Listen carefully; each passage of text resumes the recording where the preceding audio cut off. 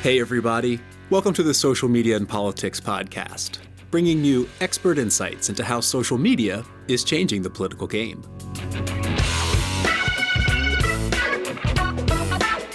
I'm your host, Michael Becerra, Assistant Professor in Communication and Media at Lund University. Remember, you can follow the show on Twitter at SMNP Podcast or visit us on the web at socialmediaandpolitics.org.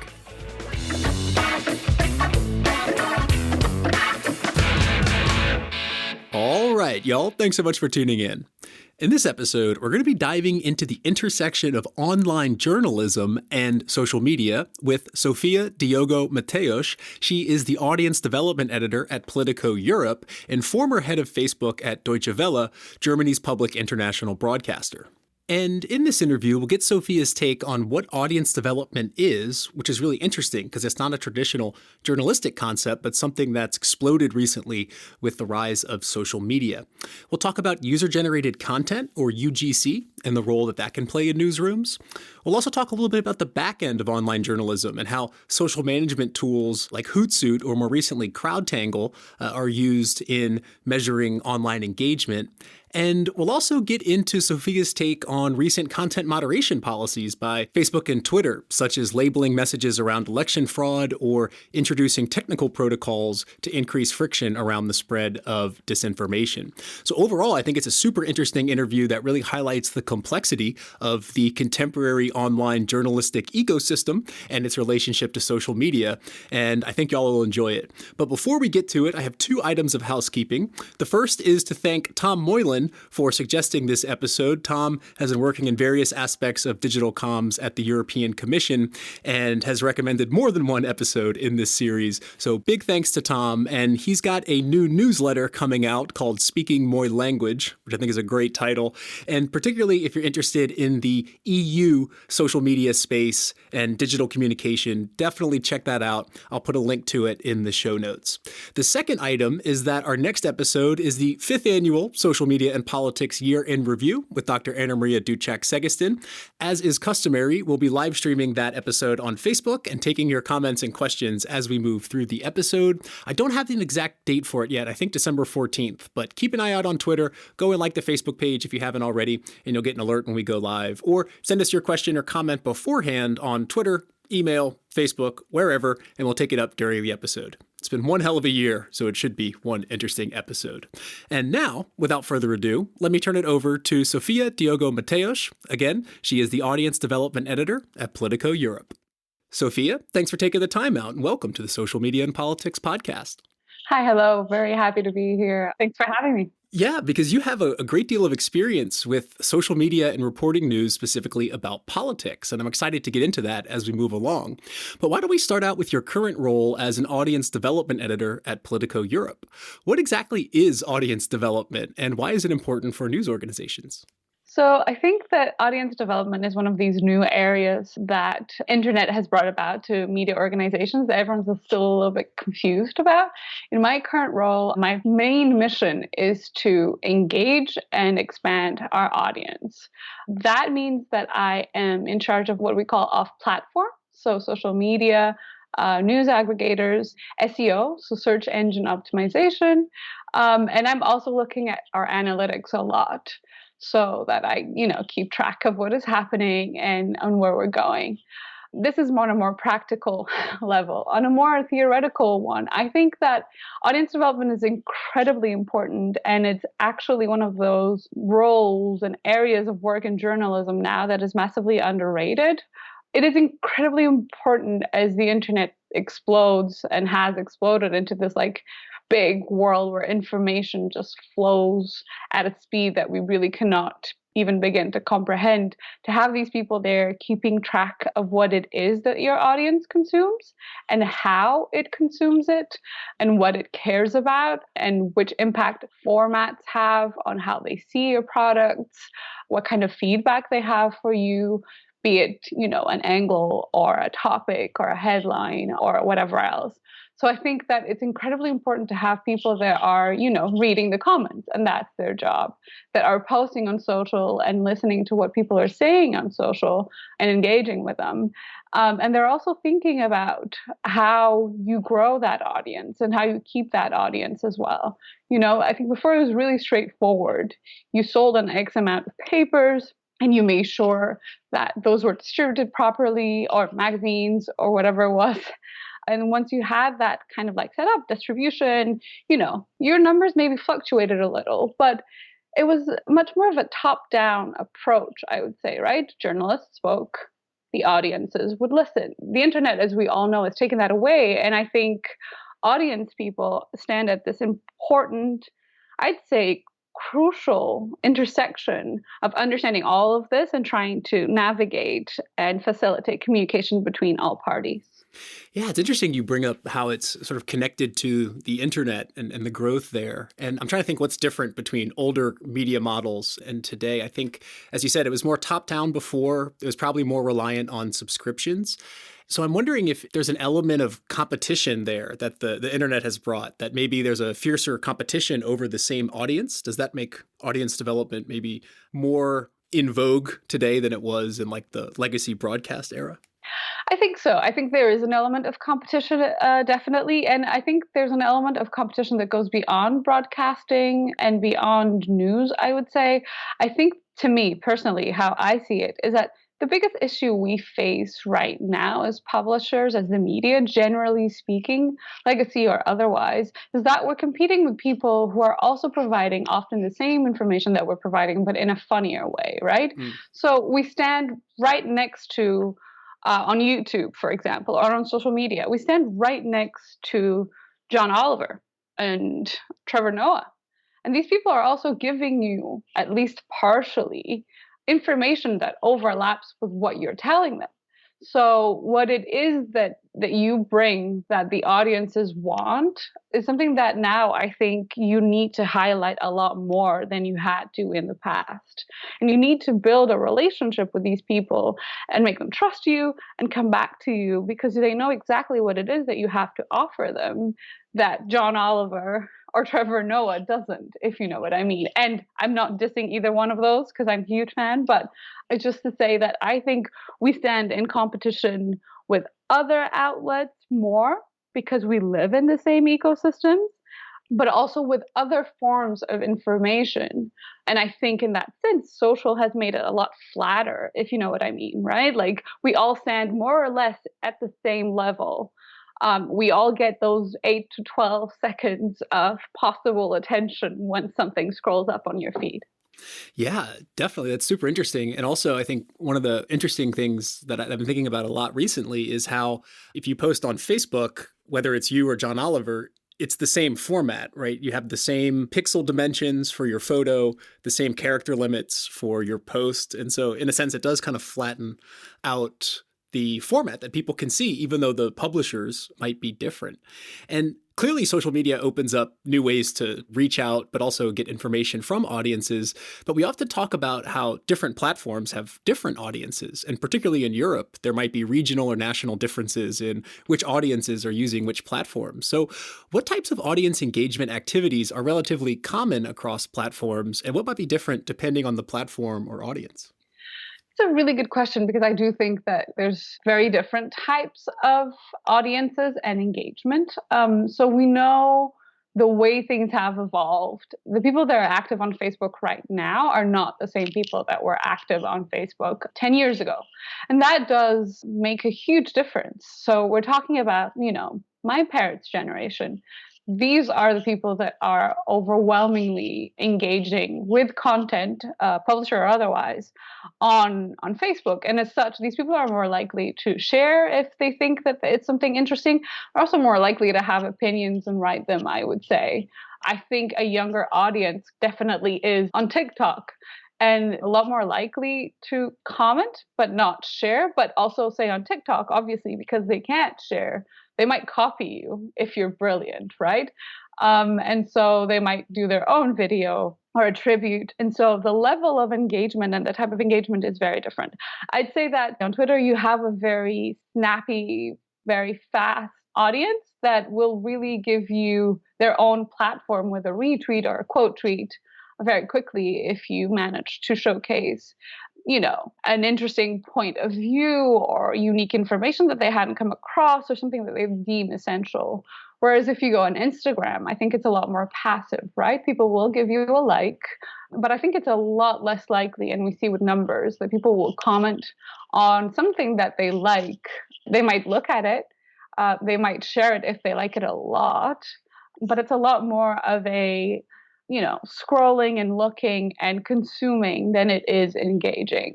So I definitely would say that even as news media, we see very different types of behavior.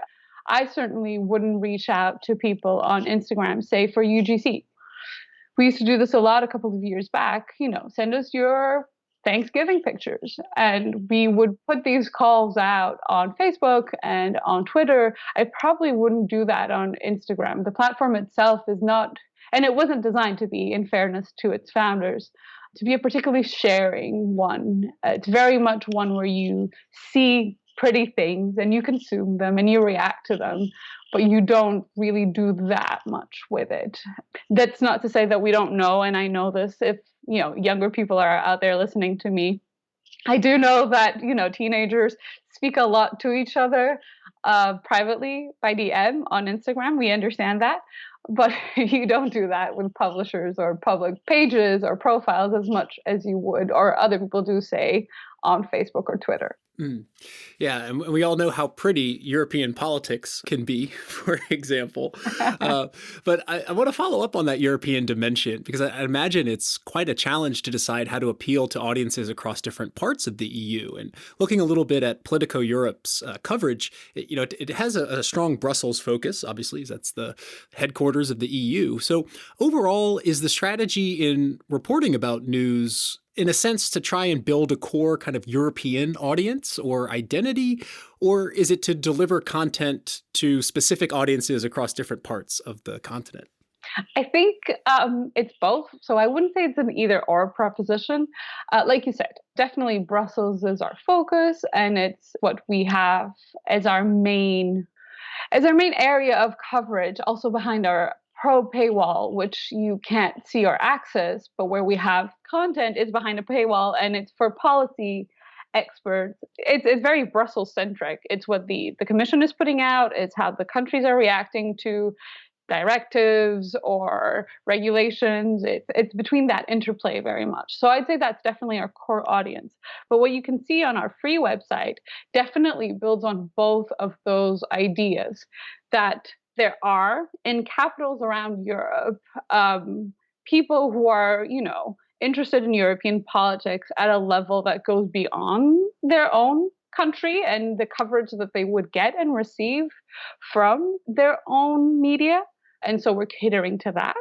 But we're also at times delivering more curated content to smaller parts of Europe, things that other people don't cover. To me, the perfect example of this is this article that we had earlier this year about this bridge that they built in Croatia with Chinese funds that I don't know any other media outlet would actually bother to write about. And we did, because we thought it was really interesting what this bridge exemplified in terms of like Chinese investment in an area of the European continent that we don't really, if there is such a thing as the Anglo press or whatever you can find in terms of information in English, and we know that online overwhelmingly information is in English, I don't think a lot of other people would pick that up.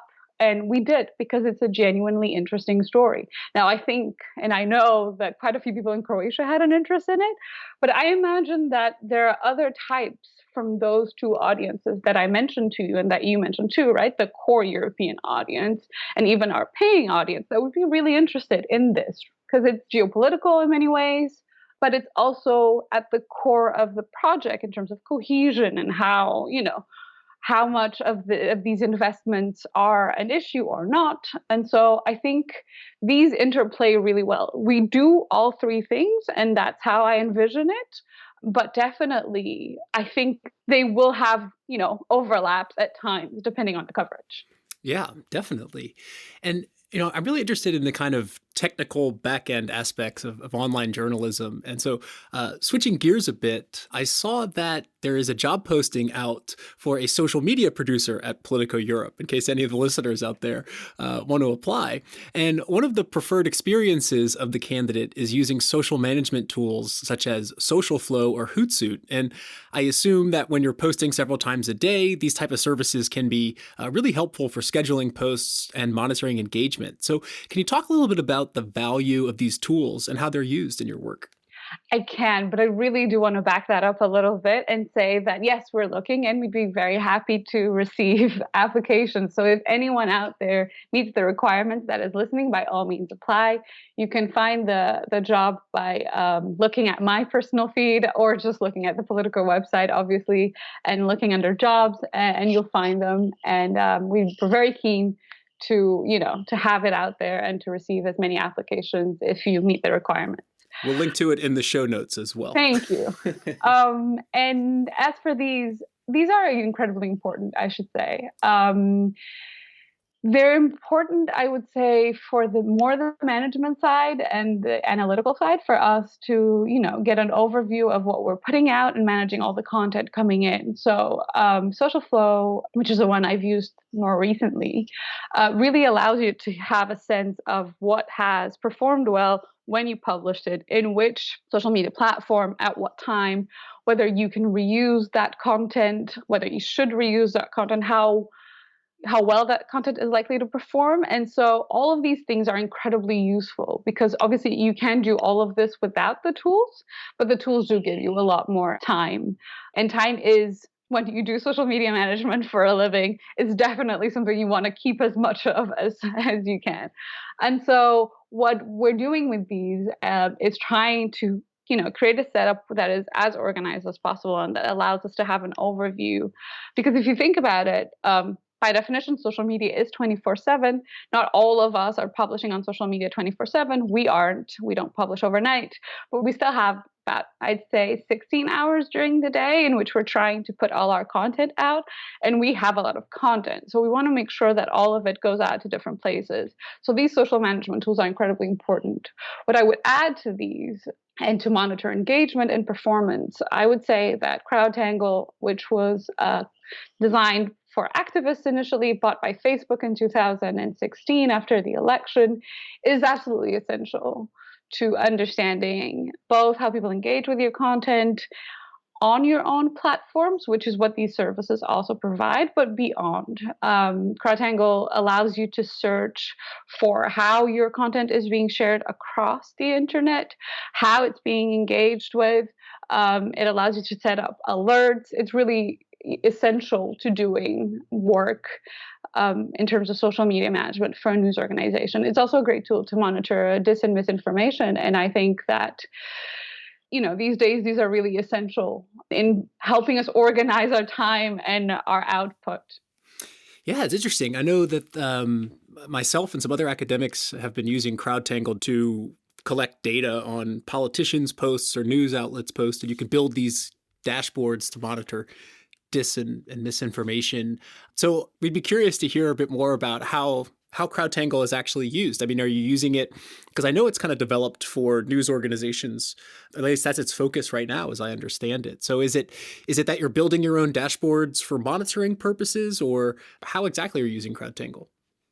Yes, we do that. We have dashboards for monitoring purposes, for monitoring breaking news, for monitoring disinformation. That's how Mark Scott, wrote a really good story about these accounts that were peddling misinformation from the left and right in the lead up to the US election. That's how he kept track of it, through CrowdTangle. So I use CrowdTangle to keep track of our own content and how it's doing out there in the world, in the interwebs. But I also monitor how our competitors are doing, because that's important to us. And then a lot of it will be tracking breaking news, disinformation, sometimes with certain events, UGC. So if we'll have a major news and we're trying to see, footage coming out. I remember the last one I remember doing is Sri Lanka, the attacks, unfortunately. And so we just set up like a couple of keywords in a dashboard and we just kept an eye out on the content, right? And often we see any and everything from the good to the bad to the not real. And so that's how I use CrowdTangle, those three main functions, as a way to like keep track of everything. And it is, you're right, built for primarily now for news audiences. Yeah, super interesting. And I want to pick up on what you were mentioning about the topic of UGC, or user generated content, kind of going back to what we were talking about before, how audience development is kind of it's not top down, right? It's kind of this two-way street. And we know that many news outlets turn to social media to kind of source or supplement their news stories. So can you describe a bit about the value of user generated content? Like, what can it provide for audience development? And what are some of the challenges that news organizations face when using UGC? So I should point out that at Politico, we don't at this stage use UGC. Really, at DW we did for a very, very long time. And it can be a really, really great way for you to get a sense of what is happening if you don't have someone on the ground, or if it's too dangerous to send someone to the ground. So I worked through most terrorist attacks in Europe and that wave that we had in 2015 to 17, more or less. And a lot of my time was spent going through footage of those attacks that was being uploaded by people. And we managed to often verify what was happening, or, get a second source or a third source or an image of what was happening ahead of the police just by doing so. I think it can be extremely important. It is very challenging, though. You need to train, and I was very lucky that I got trained for quite a long time to know how to verify it and to know how to use it and to be responsible in its use. I think open source investigation tools, which are, a lot of people can get into this without any sort of supervision. It's amazing the amount of things that you can find on the internet and what people will put out there. I think it's incredibly important to think about it in an ethical way and to consider how it should be used.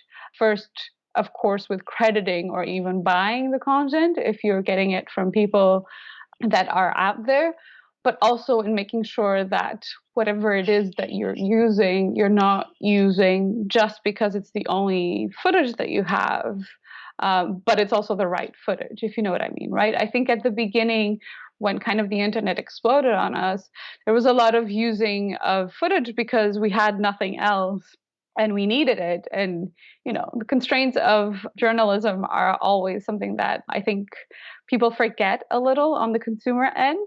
And I can sympathize with a lot of colleagues that would have put together, packages based on footage coming out of certain events. But sometimes I think we all need to, pause and consider whether that's the right thing to do and the right footage to use. Definitely. And I mean, apart from that, I think when we think UGC, or at least I do, it's kind of like sourcing a video from a protest or a terrorist attack or something. But there's also, the form of user-generated content in terms of reactions and comments to news stories that are posted on the various social media platforms. And we were just talking last episode about incivility and intolerance in online comments and how moderation can play a key role in reducing, for example, intolerant discussions. So how does Politico Europe approach comments on Facebook in particular? Are they actively moderated? And if so, what type of guidelines shape those moderation policies? So at this stage, we're still working on a more thorough moderation policy, or I should point out. I am on behalf of Politico, of course. At this stage, they're automatically moderated primarily, because we also don't have a volume of comments that requires some serious moderation, in contrast to my old job at Deutsche Welle, where we had a lot of comments coming through. So what I can say is that we've put up filters with built-in tools from Facebook, where we filter out a lot of words, swear words, derogatory words, anti-Semitic, insults, all sorts of things.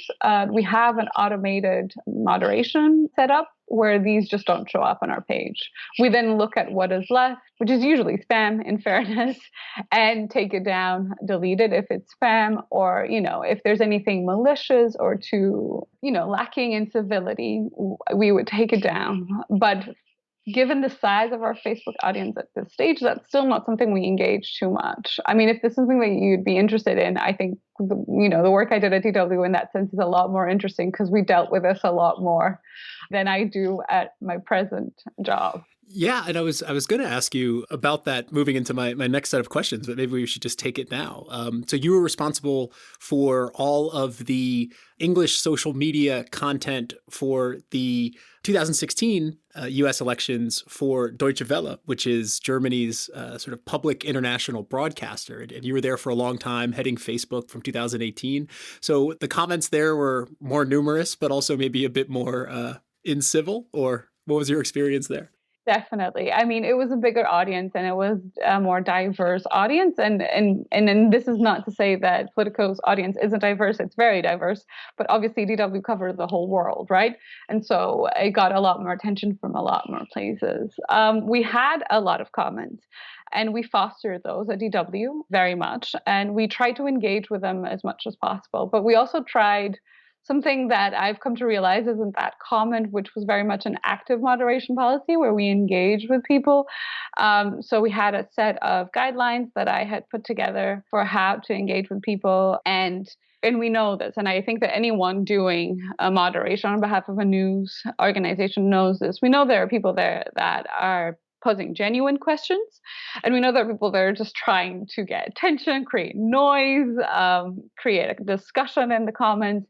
And when we saw those discussions getting out of hand, we would actively intervene and say, look, this is the set of guidelines that we have. If you want to be allowed to speak in this place, you need to observe these. And if you don't, we will delete your comment. And if you insist, we will ban you. We don't want to, but we will if need be. So that was very much how we approached it. I should say that we didn't do this very often. We did do it still, but we didn't do it that much. And I was actually remain very proud of my team for how they handled it. I was also very positively surprised by the amount of, good responses that you'd get. I remember once telling someone in the comments as DW that, if they kept, the comment was fine, but they couldn't use swear words. And if they did again, that I would delete the comment. And the person went back and edited their own post and took out the swear words. And so I remember just feeling really vindicated in that day for the work that we do. And then he wrote an apology below going like, sorry, it was just a turn of phrase. I didn't mean to. And so I think that there's something to be said about, having clear guidelines, pointing them out, also because you need to think about not just the good examples like the one I gave, but your silent audience, right? There are a lot of people that are there and they're seeing what you're doing and they're seeing what other people are doing and they're assuming behavior from what either is happening or not happening. So I think it's really important for you to keep in mind that there will be a lot of people passively consuming your content that you don't actively see in any of their actions, but they will still be paying attention. Yeah, and I'm curious. I'm always interested in whether it's like America's version of international radio. I forget the name, whether it's American Free Radio or something, but also Deutsche Welle, right? It's a German public news organization covering foreign affairs in English, at least on social media. So what's kind of the value of that from the German perspective? I mean, if you're covering, let's say, an American election in English on social media, I mean, what's the kind of German value behind that? Are the audiences mostly German, or is it what's the incentive there from the country, and then how is that kind of put into practice on social? I think that this is it's really interesting to me because obviously I worked, like you said, at DW for such a long time, and the model makes so much sense to me that I've had a couple of questions in these last couple of months about it, which is really fascinating. So the audiences are not primarily German, and they're not meant to be. DW is actually meant to broadcast to the outside world, not Germany. So whilst there are some people within Germany that consume it, I'd say mostly expats, or if you don't like the term expat, which certain people don't, migrants to the country. There are also a lot of people in the US consuming DW, a lot of people in Europe, And a lot of people in Africa and in Asia, especially South Asia and Southeast Asia. And so there's also a lot of people consuming DW in Latin America, but that's in Spanish, not so much in English. So these I was Hmm. pointing out are I would say the most important markets for DW in English.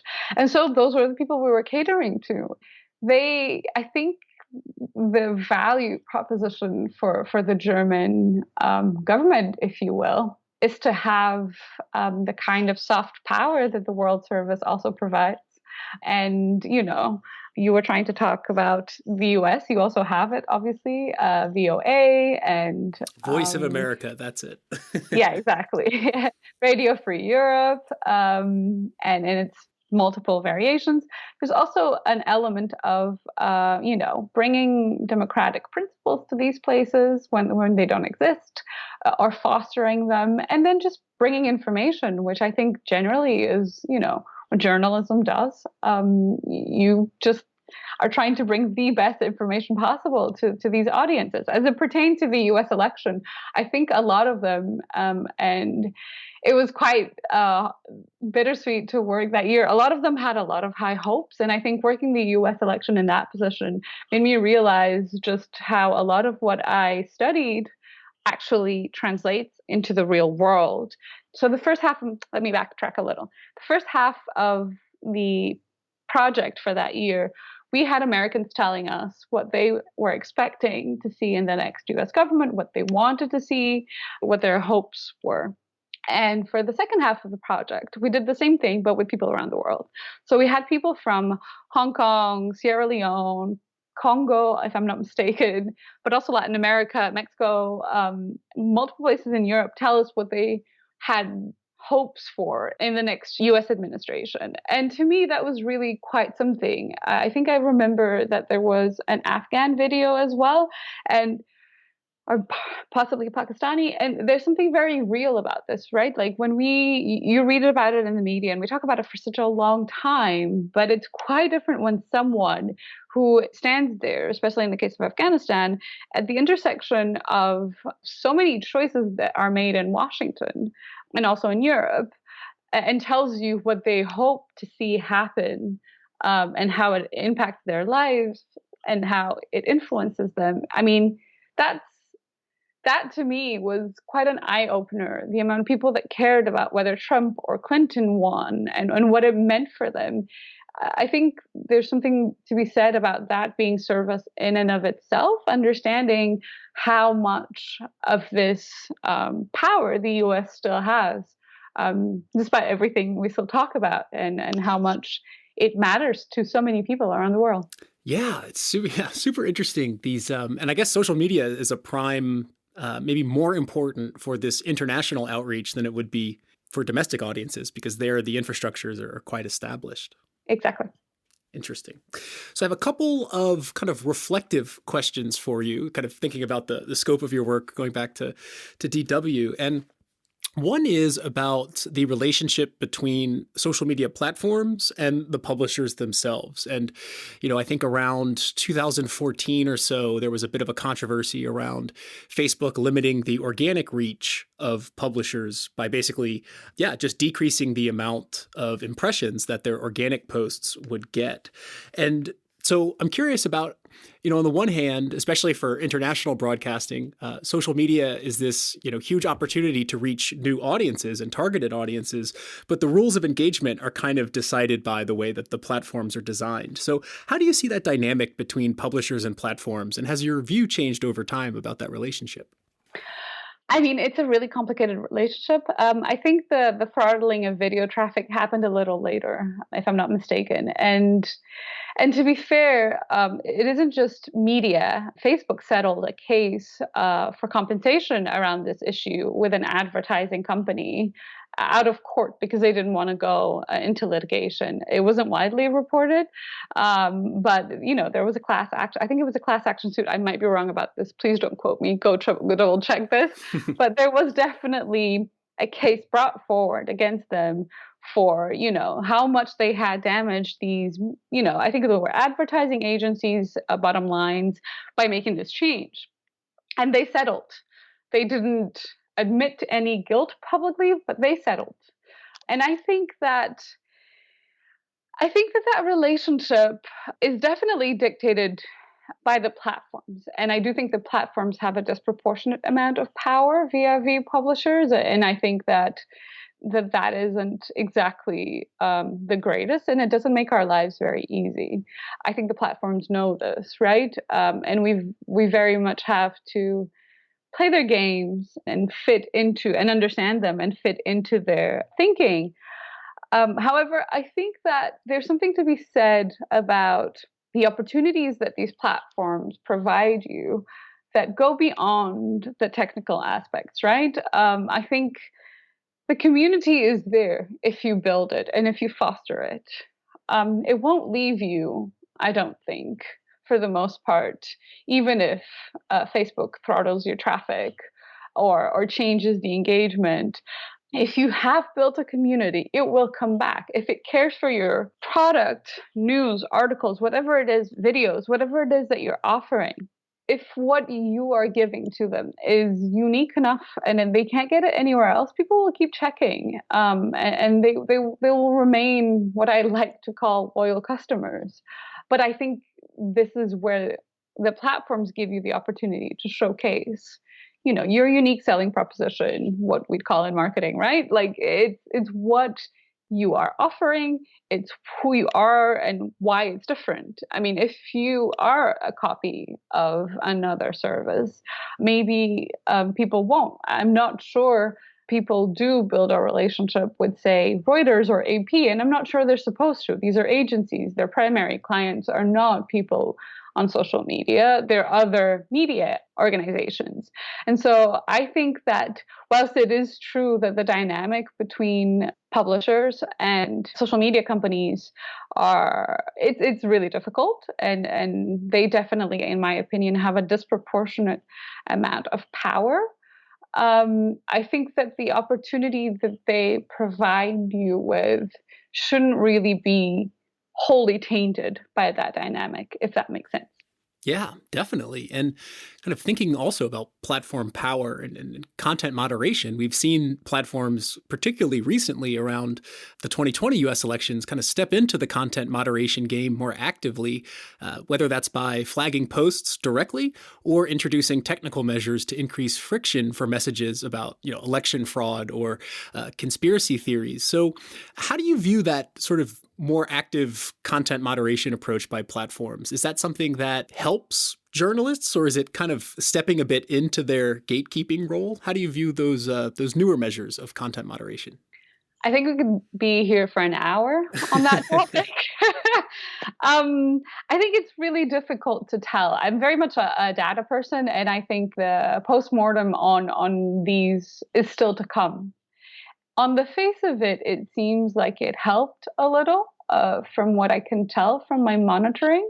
In 2016, there was definitely a torrent of content or disinformation or misinformation, a mix of all of those coming through my feeds, which at times I really, really, really struggle to keep track of. A lot of it, and I mean a lot of it, I'm not being, don't want to be reductive here, is still out there. But I do think that it is interesting that the platforms felt the need to step up. I think it's very controversial, though, how they're doing it. And I think there are a lot of people with a lot of arguments that, in my opinion, make sense. Um, should the guidelines for interference be designed by governments? Would that make more sense? Or would that be, closer to censorship? The media, I think, does not have the ability. Certainly, I don't think has the means, and I'm speaking for all of media. Obviously, I can't speak for everyone, but the sheer volume of disinformation out there and misinformation too is far too much for any one single entity that is not connected to the platforms to keep track of. I would even say it's possibly too much for the platforms themselves to keep track of. But I do think that what they've done is a step in acknowledging what Tallerton Gillespie talks about in Custodians of the Internet, if I'm not mistaken, which is this is the platform's proposition. It's unspoken, but the internet's proposition has never been quite as much as people would like to believe, this completely free, all the information in the world at the tip of your hands. There's always been a logic of some curation. It's been there from the beginning, be it in blogs, aggregators, whatever it may be. So, what the social media platforms are offering you, even if you've never thought about it, is this idea that you have spent enough time on it and you've given them enough prompts that they know what information you want and they're going to deliver it to you. That's always been there. So, this idea that their interference is something that they shouldn't do, in my opinion, and I should stress this is definitely my opinion, is false. Now, how we frame the interference is a bigger conversation that I think a lot of governments are starting to have, and a lot of people in civil society, because this is all about algorithmic accountability, AI accountability in certain cases, and and this is something that for many years has been kind of like kept quietly out of the public debate, and it's being brought into it. And I think it's very important to have these conversations. Like I said, I don't have a definitive opinion on what happened in this last election season. I'm not sure it's the best way to go forward. What I do like is that it is an acknowledgement of the power that they've always had, and us talking about how that power should be used and who should keep check of that power. Absolutely. And it is such a complex question. But I'll give a quick plug to new listeners of the podcast. If they want to hear more about this logic of content moderation, you can dial back to episode 100, where we break down custodians of the internet. But wrapping up here, I have one last question for you that deals with the transnational aspect of your work, both at Political Europe and Deutsche Welle, which is particularly around election coverage. What are some of the key challenges when reporting American elections to European audiences, and then the other way around when you're reporting European elections to American audiences? I think that there's a lot. So I think that at DW, the expectations were that people wanted us to give them a sense of what mattered and what was happening in the US. It's very much, I worked for the news team, of course, right? So that was my focus. What is happening? Why does it matter? It wasn't so much how the Electoral College works or, which issues are key in each state, but more or less, I would say, a more of a bird's eye view of the election and very much, foreign policy, how it influenced what happened in Afghanistan or in Sudan or Sierra Leone. I think that foreign policy link is definitely something that you see at Politico, where people are worried about or were concerned or cared in terms of coverage when we wrote about what foreign policy would look like under a possible second Trump administration or a possible new Joe Biden administration. And that's definitely something that I think European audiences care about by and large. I think that that's the challenge, though, to get European audiences to understand just how much certain Congress people might have in terms of influence over a certain decision, right? The Senate Foreign Affairs Committee can be hugely influential, and yet I'm not quite sure all European audiences necessarily care about that.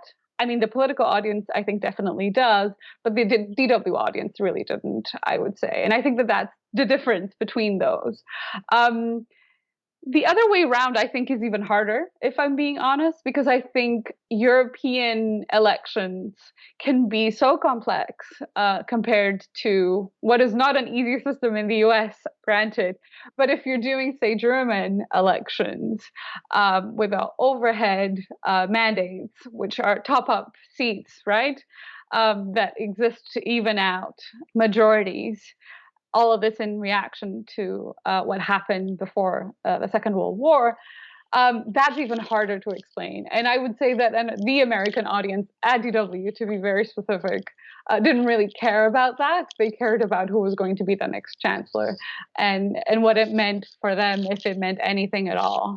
So I think that there's definitely that dynamic of trying to make sure that people understand things in a way that is factually correct on both sides, but that is also information that is a bit tangible to them, stuff that they can grasp. I mean, not for me. I love mandates, but I think it's important to understand sometimes, and this isn't just a DW or a political thing. I think it's a media thing, right? I think it's very important to understand sometimes that our audiences are not necessarily going to go into the minutiae of either electoral college issues or overhead mandates in Germany, but they need to be informed about, what it means for them, for their lives, their everyday lives, and their governments at large. Yeah, it's, I'm just thinking as a relatively passive consumer of news that I come across on my Facebook feed, and I think most of the listeners are kind of in the same boat. It's super fascinating to hear about really how complex the news ecosystem is, and particularly when it comes to social. So, Sofia, thanks so much for taking the time out and sharing your expertise with us. Thanks so much for having me. I've just been speaking with Sofia Diogo Mateus, Audience Development Editor at Politico Europe. And that's a wrap for this episode of the Social Media and Politics podcast. Thank you so much for tuning in. Next time, Dr. Anna Maria Duchek-Segestin joins for the Social Media and Politics Year in Review. If you have a question or comment for topics to cover, get in touch with us and keep an eye out on Facebook for the live stream. But until then, I'm your host, Michael Becerra, signing off from Malmo. See you next time.